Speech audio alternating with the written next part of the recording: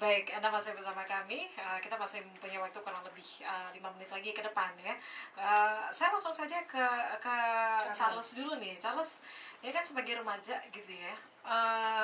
Tahu nggak sih bagaimana caranya untuk menentukan status gizi pada remaja begitu? Mewakili remaja gitu kan? Kalau kita kan sudah tua. Iya. Jadi, Pasti dong pada cari tahu kan? Iya. Jadi yang saya tahu terkait tentang bagaimana sih caranya kita untuk menentukan status gizi pada remaja, itu namanya IMT atau biasa disebut dengan indeks massa tubuh. Iya, itu dilihat dari gimana? Itu indeks massa tubuh, jadi dihitung dari berat badan. Berat badan dibagi tinggi badan dalam bentuk sentimeter, itu diubah ke meter, baru dikuadratkan. Oke. Itu kalau mau cari cara gampangnya tinggal ambil kalkulator, terus masukkan berat badan dalam bentuk kilogram, terus langsung bagi tinggi badan yang sudah diubah dalam meter, baru bagi lagi tinggi badan yang sudah diubah dalam meter, baru sama dengan ada hasilnya. Nah, adapun indikatornya bahwa apakah status gizinya kita itu normalkah, kuruskah, atau gemuk. Jadi kalau status gizi normal itu menurut dari Kemenkes juga itu standarnya 18,5 sampai 25. Itu normal. Itu normal.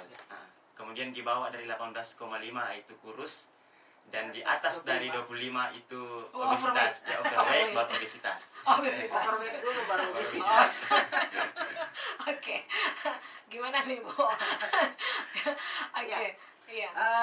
Saya juga ingin menghimbau kepada teman-teman sahabat-sahabat listeners ini bahwa dalam rangka Hari Gizi Nasional ke-60 ini kami dari Persagi mengundang semua masyarakat untuk ikut di Car Free Day di Boulevard ya, di Boulevard besok tanggal 26. Di sana nanti kita ada konsultasi gratis ya. Konsultasi gizi gratis mulai dari konsultasi tentang ASI, MPASI, kemudian penyakit-penyakit degeneratif, kemudian bagaimana untuk menjadi seorang remaja yang milenial. Nanti kita akan ada di sana. Kami akan kumpul di sana nanti setelah CFD kita akan melakukan itu ya. Kita di lokasinya nanti ada di CFD. Dan perlu kami sampaikan juga kami kan ada 24 DPC nih. DPC di Persagi di seluruh kabupaten kota, dan sepekan nanti kita akan melakukan konsultasi serentak secara gratis di masing-masing di kota juga. Nanti pada tanggal 2, saya kurang tahu tanggal berapa, nanti kita ada untuk ke sekolah-sekolah. Jadi ke sekolah-sekolah. Selain di Car Free Day ada di sekolah-sekolah juga. Nanti juga kita dalam sepekan itu nanti kita ada penyuluhan-penyuluhan dan konsultasi-konsultasi gizi gratis.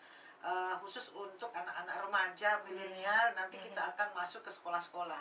Itu akan dilakukan pada 24 kabupaten, di mana kita tersebar 24 DPC juga di sana. Kemudian untuk masyarakat Makassar mungkin silahkan bergabung di kami nanti di Car Free Day, khusus di Boulevard itu kisaran ya kami juga lihat mulai dari jam 6 sampai jam 10 sampai jam 12 mungkin kami standby di tempat seperti itu. Ini dalam rangka untuk peringatan Hari Gizi Nasional ke-60 tahun 2020 ini, dengan temanya memang adalah gizi milenial. Menyediakan makanan-makanan bergizi juga ya? Di sana, dan mungkin juga kita akan menyiapkan beberapa kuliner ya. Kuliner sehat ya. Kita akan menyiapkan beberapa kuliner sehat juga untuk pelaksanaan kegiatan ini. Yang terinti sebenarnya, yang perlu kita sampaikan bahwa dengan gizi remaja milenial ini, kita akan membantu pemerintah dalam penurunan angka stunting. Ibu pada saat nanti di Car Free Day untuk konsultasi untuk gizi seimbang itu bisa juga di situ. Semuanya bisa ya? Jadi kami nanti di sana ada beberapa para ahli gizi kita akan turun di sana, para ahli gizi kita semua dari kita. Dari Persagi, di sana kan ada kalau ibu-ibu yang milenial yang sekarang pro ASI, silakan. Kami akan juga melakukan konseling tentang ASI, bagaimana memberikan ASI, bagaimana cara posisi yang baik dan sebagainya. Kemudian ibu-ibu milenial juga bisa berbicara tentang makanan pendamping ASI. Kan ASI sampai 6 bulan, 6 bulan ke atas itu sudah harus ditambah bahan makanan pendamping, makanan pendamping ASI ya.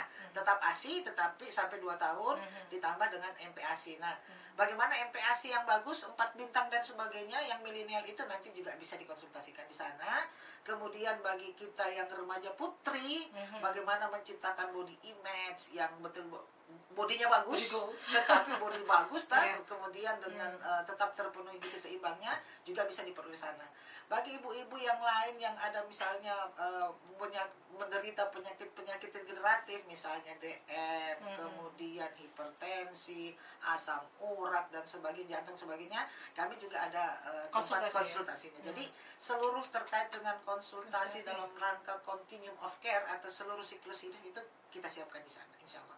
Oke, jadi datang ya. Ya. Itu di Sabtu ini ya, Bu ya? Hari Minggu tanggal 26. 26 Januari. Hari gizinya memang jatuh pada tanggal 25, tapi kita pusatkan di hari puncaknya nanti di tanggal 26. Iya. Ya. Oke. Di hari Minggu ya, Di hari 26 Minggu. Januari Oke. 2020. Apa untuk masukannya untuk generasi milenial? Sarannya Sarannya. Untuk generasi milenial Iya. itu yang pertama intinya kita mengonsumsi beraneka ragam makanan yang Jangan bergizi. itu aja gitu ya. Jangan itu terus. Kalau gorengan aja, kentang aja. Lah, Iya. gitu. Ada. Karena ada nasi, jagung, ubi juga bisa yang pengganti karbohidrat. Kemudian lakukan aktivitas fisik yang cukup, olahraga. Kemudian tidak merokok, Nah, itu sih yang saya rasa yang perlu. Hidup sehat. Hidup sehat ya. Oke. Dan sekali lagi ya, Smart Saudara, ingin menjadi remaja yang ceria, kreatif dan cerdas, konsumsilah gizi seimbang dari sekarang. Mungkin dari Ibu masih ada yang sampaikan? Oke, jadi walaupun kita adalah remaja milenial, jadi yang saya pesankan sila pandai-pandailah memilih bahan makanan. Karena makanan yang kita konsumsi itu akan menjadi bahan kita nanti untuk menciptakan generasi kita.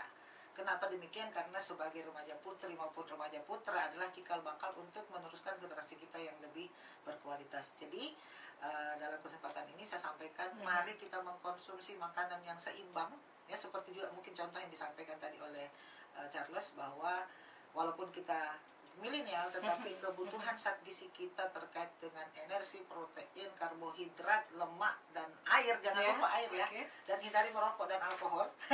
Itu perlu kita sampaikan untuk menciptakan generasi yang bagus ke depan. Saya kira demikian. Terima kasih. Terima kasih sekali lagi ya untuk Ibu Asati Made Amin, SSIT MKes. Ibu Asati merupakan Wakil Ketua DPD Persagi Sulawesi Selatan. Terima kasih sekali lagi Ibu Asati. Ya, sama-sama. Baik, dan juga Charles, terima kasih ya sudah hadir di studio. Sama-sama. Baik, dan seperti saudara, demikian untuk perbincangan kita di siang hari ini. Untuk siaran tunda dari siaran ini, Anda juga bisa mengunjungi channel YouTube Smart FM Makassar. Jangan lupa untuk like dan juga subscribe-nya, kami tunggu. Dari lantai 3 Gedung Tribun Timur Makassar, saya Mirza Rendi pamit. Selamat siang.